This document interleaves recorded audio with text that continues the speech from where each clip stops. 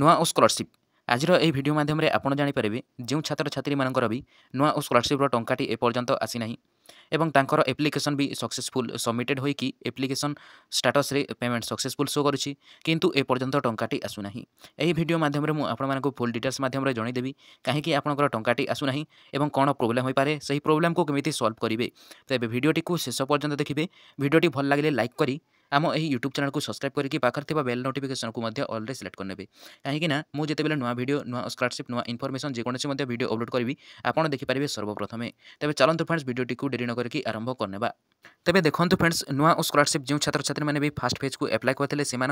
10 ରୁ 15 दिन भितर ही टंकाटी आसी जाइथिला किंतु एपर्यंत किसी छात्र छात्री मानकर टंकाटी आसी नाही ताहा सहित सेकंड फेज रे जो छात्र छात्री मैंने भी एप्लाई करते टोटाली टंकाटी आसी नाही तेबे कौन करेंगे तेबे एही माध्यम रे आपनको डिपार्टमेंट को कॉल करके प्रश्न करने को पड़ो कहीं नुआ स्कॉलरशिप टंकाटी आसुना यह होची सत्यता आपड़ जदि डिपार्टमेंट को कॉल करेंगे नुआ स्कॉलरशिप तेबे आपड़ से आपंकर प्रश्नर उत्तर पाइपारे एवं ताहा सहित जो छात्र छात्री मानकर सैंक्शन बाय एप्रूवल अथॉरिटी किंबा पेमेंट प्रोसीड ऑप्शन रे शो करछि आपनकर शीघ्र ही नुआ स्कॉलरशिप टंका आसीबाकू जाउछि जदि आपनकर नुआ स्कॉलरशिप रो एप्लिकेशन रे किछि त्रुटि रहिथिला तेबे आपनकू एबे आउ करेक्शन करि परिबे नाही किंबा आमे कहिबा री एप्लाई मध्य करि परिबे नाही जदि किछि समय परे नुआ स्कॉलरशिप रो आउ थरे डेट टी एक्सटेंड हेबो तेबे आपण री एप्लाई करि परिबे एवं बहुत छात्र छात्री मानकर टंकाटी आसी नाही तेबे मु आपण मानकू सीधा सड़क कहि देबाकू चाहूछि आपनकर निज कॉलेज को कांटेक्ट करंतु प्रिंसिपल सर को किंबा डीईओ सर को जदि आपण कॉलेज रे नुआ स्कॉलरशिप को नेकी बुझिबे तेबे आपनकर प्रॉब्लम टी बहुत मात्रा सॉल्व हो पारिबो कहीं आम निज निज कॉलेज रे ही नुआ स्कॉलरशिप एप्लाई होइथिला तेणु मु आपण मानकू अनुरोध करबी आपनकर किछि भी प्रॉब्लम होछि आपनकर निज कॉलेज को कांटेक्ट करंतु